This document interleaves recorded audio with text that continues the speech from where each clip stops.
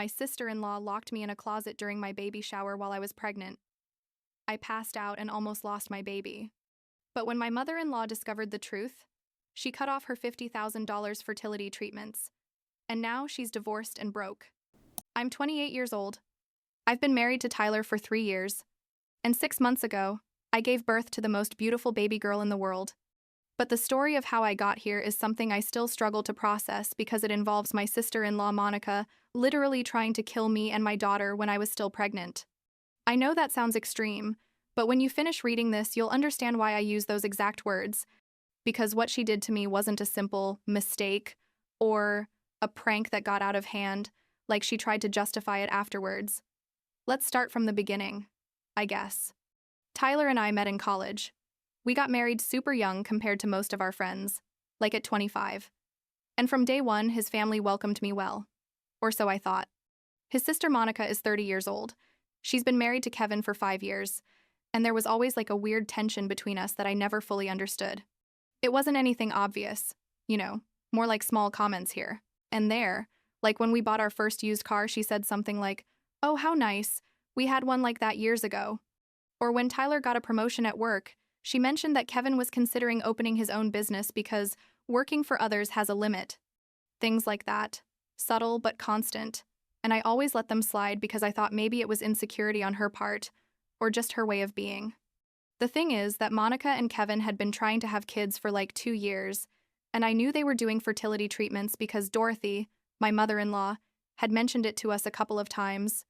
Dorothy is one of those women with a lot of character, quite wealthy actually, and she's always been very protective of her children, but also super fair, let's say. Lawrence, my father-in-law, is quieter, but supports everything she decides, basically. So Dorothy was paying for Monica's IVF treatments because apparently they were crazy expensive, like thousands and thousands of dollars. And Monica had already had like 3 failed attempts by the time Tyler and I decided to start trying for a baby.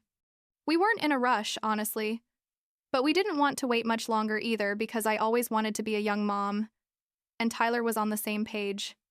Turns out I got pregnant literally in the first month of trying. And when I took the test and it came out positive, I couldn't believe how fast it had happened. Tyler was super excited. I was super excited. It was like a dream come true, We waited until 12 weeks to tell our families because we wanted to be sure everything was going well. And when we finally announced it, we had a dinner at Tyler's parents' house with the whole family. Everyone's reaction was incredible. My in-laws cried with happiness. My mom was also there and got super emotional. Everyone was hugging us and congratulating us. But Monica stayed seated on the couch with a glass of wine in her hand and a smile that didn't reach her eyes at all. She tried to act normal, said something like congratulations, how exciting, but with such a flat tone that we all noticed something was wrong. Kevin tried to cheer her up a bit, but she basically ignored him. And like 20 minutes after we gave the news, she stood up and said she wasn't feeling well and they had to leave. I felt bad, obviously, because I understood that for her it must be difficult to hear that I was pregnant when she'd been trying for so long. But it wasn't my fault either. You know what I mean? The following months were weird. Monica basically stopped talking to me. When we saw each other at family gatherings, she'd greet me from afar and then go talk to others. She avoided any conversation about the pregnancy, even though everyone obviously wanted to talk about it because it was exciting for the family. Dorothy told me a couple of times to give her time, that Monica was going through a difficult time with the treatments and not to take it, personally, and I tried to be understanding, even though it hurt to feel that obvious rejection from someone who was supposed to be my family. Tyler and I bought a new house when I was like 5 months pregnant. It was a beautiful house with 3 bedrooms and a yard, perfect for starting our family, and we were super excited fixing up the baby's room and getting everything ready. My mom and Dorothy insisted on throwing me a baby shower, and I initially didn't want anything too big, but they said it was important to celebrate, that it was my first daughter and I deserved something special. We decided to have it at our new house because we had the space and because we wanted to christen the house with something nice. We invited all the family from both sides, my friends from work, some friends from college. In total, we were like 30 people, and everything was beautiful. The decoration was gorgeous with pink and white balloons. There was a table full of food, typical baby shower games, everything. Monica arrived with Kevin like an hour late, and when she walked in, I was opening gifts, surrounded by people. She greeted me with a super quick and cold hug, left a gift on the table, and went to sit in a corner with Kevin. During the whole party, I saw her practically motionless, looking bitter, checking her phone every 5 minutes, and I tried not to give it importance, although it was impossible not to notice. Things got weird after we finished opening gifts, and people started dispersing a bit around the house.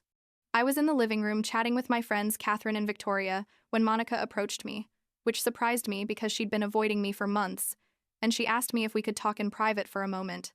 I asked her if everything was okay, and she said yes, that she just wanted to talk to me about something important, and I thought that maybe she was finally going to apologize for her attitude, or maybe she wanted to open up about what she was feeling with the fertility thing. I said yes, obviously, and I followed her towards the hallway that led to the bedrooms.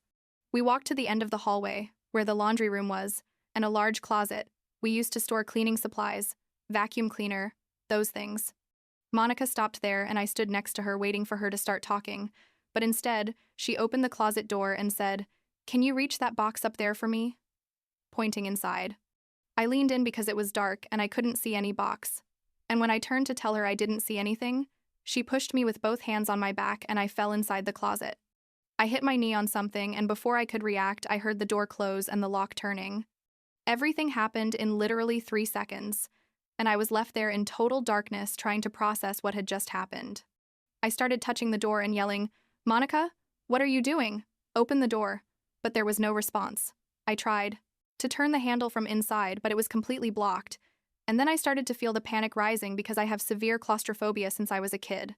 I got trapped in an elevator when I was like 7 years old for almost an hour, and since then closed and dark spaces give me horrible anxiety, like real panic attacks. And Tyler knew it, all my family knew it, even Monica knew it because it had come up in conversations before. I started banging on the door harder, yelling, "Get me out of here, please." And I could hear my own breathing getting faster and faster. The closet was small, like 5 feet by 5 feet, and it was horribly hot in there. I tried to calm myself down, thinking that someone was going to find me soon, that there were 30 people in the house and someone was going to look for me. But the more time passed, the harder it became to breathe. I felt like the walls were closing in on me. My heart was beating so fast I thought it was going to explode, and I started to feel terrible nausea. I kept banging on the door and screaming until I literally couldn't anymore. My legs stopped responding. Everything went blurry, and the last thing I remember is sliding down the wall until I was sitting on the floor. Tyler told me afterwards that like 20 minutes passed before anyone noticed I wasn't there.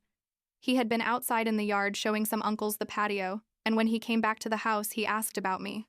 Catherine told him she'd seen me leave with Monica towards the bedrooms, and Tyler went to look for me. He says he checked all the bedrooms, yelling my name, increasingly worried because it didn't make sense that I had disappeared like that, and then he heard a faint noise coming from the hallway closet.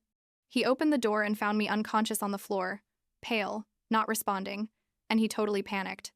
He carried me to the living room, yelling for someone to call an ambulance, and he says it was the most terrifying moment of his life, because he didn't know if I was okay or if the baby was okay or what the hell had happened. Monica was still at the party, by the way, acting like nothing had happened, chatting with her mom in the kitchen as if she hadn't literally locked me in there. When the ambulance arrived, Tyler got in with me and they took me to the hospital, and I started to regain consciousness on the way. The first thing I felt was his hand squeezing mine and his voice saying, "You're okay, love. You're okay. We're going to the hospital." At the hospital, they did 1,000 tests on me, put monitors on my belly to check the baby, took my blood pressure like 50 times, asked me questions about what had happened, and I was so disoriented and scared I could barely speak.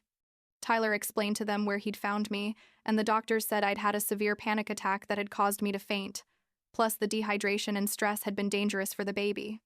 They kept me admitted that night for observation, to make sure everything was okay. And thank God the baby's heartbeat was normal, and there were no signs that anything bad had happened, but the doctors warned me that I had been in real danger, and that I was lucky Tyler had found me when he did.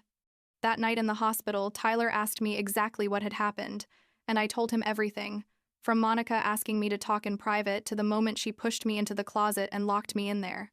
Tyler was furious. Like I'd never seen him so angry in the 3 years we'd been married. His hands were shaking and he told me, "I'm going to kill that bitch," but I asked him to calm down because we needed to think carefully about how to handle this. He called his parents that same night and told them what had happened, and Dorothy showed up at the hospital at 11 at night, furious, wanting to know all the details. The next morning, they discharged me with the condition that I rest for a few days and avoid any kind of stress, as if that were possible after what had happened. Tyler took me home, and we found like 5 voicemails from Dorothy saying she had called a meeting of the whole family at her house that afternoon, that it was mandatory that everyone be there, that this was going to be resolved once and for all. I didn't want to go. Honestly. I was exhausted, physically and emotionally. But Tyler said it was necessary, that Monica had to face what she'd done in front of everyone. We arrived at Dorothy's house at like 3 in the afternoon and everyone was already there. My in-laws, Monica and Kevin, Tyler's siblings, a couple of uncles. Monica was sitting on the couch looking nervous but defiant at the same time, with her arms crossed and avoiding making eye contact with me. Dorothy had us come in and basically started the meeting saying we needed to clarify exactly what had happened the day before, that someone had put her granddaughter and daughter-in-law in danger and that wasn't going to stay that way. Tyler told the whole story, from the beginning to when he found me unconscious, and when he finished, everyone turned to look at Monica waiting for an explanation. She shrugged and said something like, "It was a joke. I didn't think she was going to react like that." And I felt my blood boiling because a joke? Locking a pregnant woman with severe claustrophobia in a dark closet is a joke? I yelled at her that it wasn't any joke, that she knew perfectly well that I have claustrophobia, that she had locked me in there on purpose, knowing something bad was going to happen to me. Monica started getting defensive, saying I was exaggerating, that it had only been a few minutes, that she was going to come back to let me out, but she forgot. And Kevin tried to defend her, saying he was sure she hadn't had bad intentions. That's when Dorothy exploded and told Monica to stop lying, that she knew exactly what she'd done and why she'd done it, and Monica went quiet looking at the floor. Dorothy continued and said that Monica had been furious about my pregnancy since the day we announced it, that she'd said horrible things about me to her in private, that she'd said it wasn't fair that I'd gotten pregnant so easily when she'd been trying for years, that I didn't deserve to be a mother, that I'd stolen the family's attention. I couldn't believe what I was hearing. I mean, I knew Monica didn't like me, but I had no idea she felt that level of hatred towards me. Catherine and Victoria, who were also there because they were close to the family and had witnessed everything, confirmed that they'd heard when Monica asked me to talk in private and that they'd seen the expression on her face, that it wasn't someone who wanted to apologize but someone who had weird intentions. At that moment, I was already crying, not from sadness but from rage and frustration, and I told the family they had to choose, either Monica or me, because I wasn't going to allow someone who had tried to harm me and my baby to continue being part of our lives as if nothing had happened. Tyler supported me completely, and said he didn't want to see Monica ever again either. Some of the uncles tried to mediate, saying we were family, and we had to find a way to resolve this. But I stood firm, and Dorothy surprised me when she said she supported me completely. Dorothy looked at Monica and told her she was withdrawing all the financial support she'd been giving her for fertility treatments, that she wasn't going to keep paying $1 more, and that until Monica sincerely apologized and understood the gravity of what she'd done, she wasn't welcome in her house. Monica went pale and started crying, saying she couldn't do that to her, that she needed those treatments, that without them she was never going to be able to have children. But Dorothy was inflexible. Lawrence, who almost never speaks, supported his wife and said he agreed with the decision. Monica literally threw herself on her knees in front of me and started begging me to forgive her, that it had been a terrible mistake, that she didn't really want to hurt me, that she was desperate and jealous and had acted without thinking. I looked at her there on the floor, crying and begging, and I felt nothing. No compassion, no pity, just an emptiness and a deep tiredness. I told her I didn't accept her apology because it wasn't sincere, that she was only sorry because there were consequences, not because she really understood what she'd done to me. We left that meeting and basically cut all contact with Monica and Kevin. Tyler blocked his sister everywhere. I did the same, and we asked our families not to give us any updates about them because we weren't interested. Like 8 days passed in relative peace. I was resting at home and trying to process everything that had happened, when a friend sent me a screenshot of a post Monica had made on Facebook. The post was basically a complete attack on me, saying I was a manipulative person who had turned the whole family against her, that I had completely exaggerated what happened to play the victim, that she had only wanted to make an innocent joke, and that I was punishing her in the cruelest way possible by destroying her only chance of being a mother.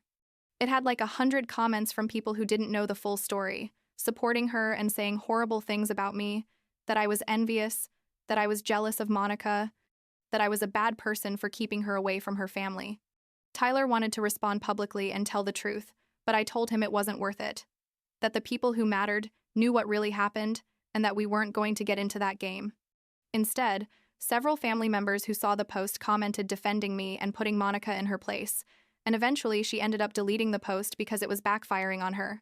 The following months were emotionally difficult, but my pregnancy continued without medical complications.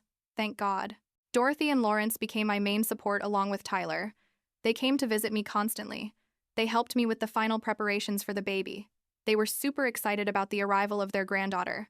Through Dorothy, I learned that Monica and Kevin were having serious problems in their marriage, that the business they'd opened together wasn't going well and they were considering selling it, and that without the fertility treatments, Monica had fallen into a deep depression. But honestly, I didn't feel anything hearing that, like I'd exhausted all my capacity for empathy towards her. I gave birth 6 weeks before writing all this, a beautiful and completely healthy baby girl weighing 7.5 pounds, and it was the happiest day of my life despite everything we'd gone through to get there. Tyler was with me the whole time. My in-laws arrived at the hospital as soon as they got the news. My mom, too. It was a perfect moment, surrounded by the people who really mattered. Monica obviously wasn't there and didn't find out until days later through third parties. The last update I had is that Monica and Kevin announced like 2 weeks ago that they're getting divorced and they're going to sell the business. They opened together because it's not being profitable and because they can't work together anymore after everything that happened.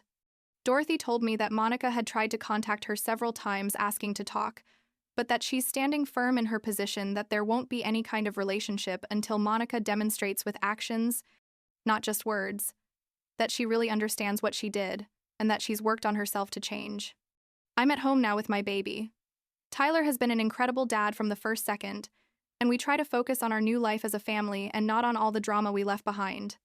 I still have days where I get angry thinking about what Monica did to me, about what could have happened if Tyler hadn't found me in time. But then I look at my daughter and I feel like it was all worth it. Dorothy and Lawrence come visit us every week. They're completely in love with their granddaughter, and they've made it very clear that as long as Monica doesn't really change, she won't have a place in this family's life. Did I do the right thing? Cutting Monica completely out of my life? Some people have told me I was too harsh, that I should give her another chance, especially because she's Tyler's sister. But I still think no one has the right to endanger my daughter's life, no matter what was going on in their own life. Tyler's family has supported me in this decision, 100%. And that's what matters, at the end of the day, I guess.